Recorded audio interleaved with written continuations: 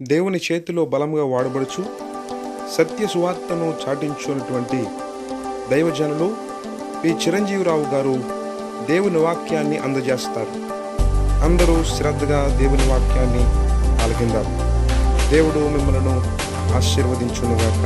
ఆమేన్. దేవునికి స్తోత్రం.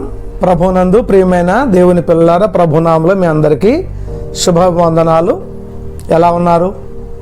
మీ కొరకు, మీ కుటుంబాల కొరకు మీరు క్షేమంగా ఉండాలని, మీ బిడ్డలు క్షేమంగా ఉండాలని మీ కొరకు మేమందరము కూడా నిరంతరము ప్రార్థన చేస్తున్నాం. ప్రియులారా, చాలా కష్టకాలంలో ఉన్నాం కదా, మనం దుర్దినాల్లో ఉన్నాం కదా.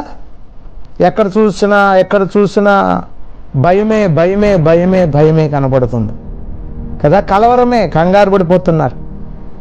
మనుషులు మాట్లాడడానికి భయమే, మనుషులు సహవాసం చేయడానికి భయమే. భయాలతో బ్రతుకుతున్నాం. అయితే క్రైస్తవులమైన మనం భయాలతో బ్రతకక్కర్లేదు. ఎందుకనంటే మనం నమ్ముచున్నటువంటి మన దేవుడు సజీవుడైనటువంటి దేవుడు. దేవుని నామమునకు మహిమ కలుగును గాక. నీ ప్రభు గొప్పవాడు. నీ ప్రభు నిన్ను విడిచిపెట్టేవాడు కాదు. నీ ప్రభు నిన్ను మర్చిపోయేవాడు కాదు.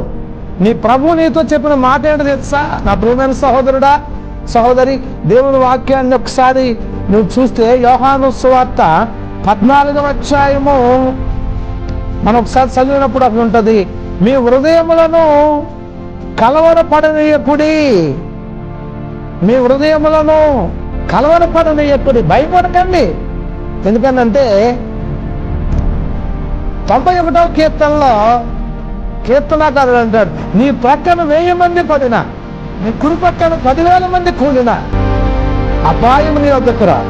ఎందుకనంటే నీ ప్రభువు నీకు తోడై ఉన్నాడు, అగ్ని ప్రాకారమై ఉన్నాడు. ఆయనని కాపుదల, ఆయనని భద్రత, ఆయనని ధైర్యం, ఆయనని విశ్వాసం, ఆయనలో నీవు ఉన్నావు, ఆయనతో నీవు ఉన్నావు, నీతో ఆయన ఉన్నారు, నీలో ఆయన ఉన్నారు. నువ్వు ఒంటరి కాదు, నిన్ను మర్చిపోయే దేవుడు కాదు, నువ్వు విడిచిపెట్టే దేవుడు కాదు. కష్టకాలం వచ్చిన ఇశ్రాయేలు కూడా వారు మొర్రపెట్టారట. కష్టకాలం ముందు వారు దేవునికి మొర్రపెట్టినప్పుడు కష్టకాలంలో దేవుడు వారికి సహాయం చేశాడని చెప్తున్నాడు. ఆపత్కాలంలో ఆయన నమ్ముకోదగిన సహాయం. నీకు ఆయన ఆశ్రయం, ఆయన గుడారంలోకి వెళ్ళి నువ్వు దాక్కోవచ్చు, ఆయన రెక్కల నీడలో నువ్వు దాక్కోవచ్చు. క్రైస్తవుడా, లోకానికి ధైర్యం చెప్పవలసిన వాడు నువ్వు. లోకంలో నీవే తిరిగివాడుగా భయపడుతూ కూర్చుంటే అలాగని జాగ్రత్తలు మానేసి విచ్చలవిడిగా తిరగండి అని నేను చెప్పట్లేదు. ఇలాగా జాగ్రత్తగానే ఉండాలి. దేవుని మీద విశ్వాసము కూడా కలిగి ఉండాలి. భయము తీసివేయండి. మీ హృదయంలో ఉన్న కలవరాన్ని, కంగారును తీసివేయండి. మన ప్రభు సజీవుడు. ఆయన నీకు, నీ బిడ్డలకి, నీ కుటుంబానికి పోషకుడు, రక్షకుడు, విమోచకుడు, సంరక్షకుడు. ఆయన నిన్ను నిత్య జీవానికి సిద్ధపడుతున్నాడు. నీ లోకములో ఆయన ప్రతినిధివు నీవు, ఆయన సాక్షివు నీవు, ఆయన బిడ్డవు నీవు. దేవుని ప్రియమైనటువంటి పనులారా, నువ్వు ఎటువంటి పరిస్థితుల్లో ఉన్నావు? కృంగిపోతున్నావా? నా ప్రియమైన సహోదరుడా, భయంలో ఉన్నావా? నా తల్లి, నువ్వు బెంగలో ఉన్నావా? నువ్వు దుఃఖంలో ఉన్నావా? శ్రమలో ఉన్నావా?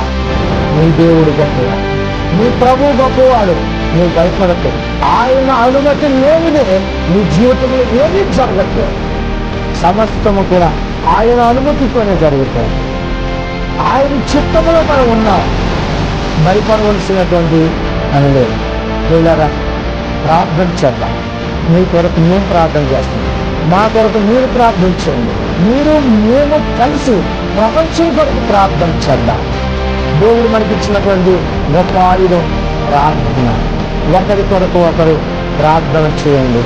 లోకము కొరకు ప్రార్థన చేయండి. మీరుంటున్న పట్టణం కొరకు ప్రార్థన చేయండి. అధికారుల కొరకు ప్రార్థన చేయండి. ప్రధానుల కొరకు ప్రార్థన చేయండి. దైవజనుల కొరకు ప్రార్థన చేయండి. దైవజనురాళ్ళ కొరకు ప్రార్థన చేయండి. సంఘాల కొరకు ప్రార్థన చేయండి. దేవుని నమ్మనటువంటి ఆ బిడ్డలందరి కొరకు ప్రార్థన చేయండి. మనం ప్రార్థన చేద్దాం. మన ప్రభువు కరుణావాత్సల్యతలు కలిగిన దేవుడు, కృపా సమృద్ధి కలిగినటువంటి దేవుడు. మన దేవుడు మన ప్రార్థన ఆలకిస్తాడు, మనకు జవాబులు ఇస్తాడు, ఆయన సంరక్షిస్తాడు. మీ హృదయములను కలవరపడనివ్వకండి, ధైర్యముగా ఉండండి, ప్రభు మీకు తోడై ఉంటాడు. దేవుడి మాటలు దీవించును గాక. మిమ్మల్ని మీ కుటుంబాలని ప్రభు తన కాపుదల ఇచ్చి భద్రత ఇచ్చి తన కంచెలో వేసి భద్రపరచును గాక.